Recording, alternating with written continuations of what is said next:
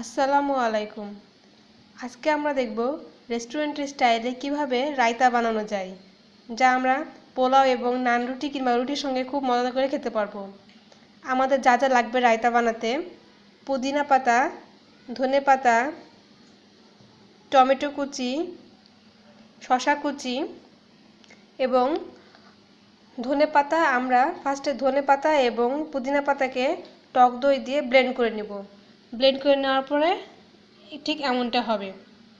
এরপর আমরা বানানো শুরু করব। প্রথমে আমরা একটা বোল নেব।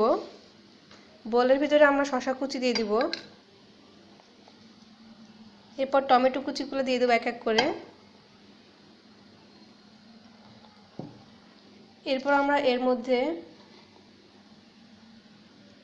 হাফ চা চামচ ভেজে নিয়ে গুঁড়া করা জিরা গুঁড়া দিয়ে দিব। এরপর এক চা চামচ লবণ দিয়ে চিনি ছিটিয়ে দিব।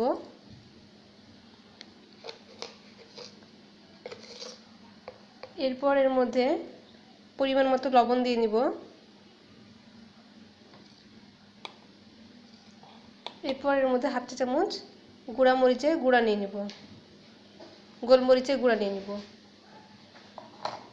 এরপরে আমরা এর মধ্যে ব্লেন্ড করে রাখা টক দই, পুদিনা পাতা এবং ধনে পাতার মিশ্রণটি ঢেলে দেব। এবার আমরা এটাকে মিক্সড করে নেব।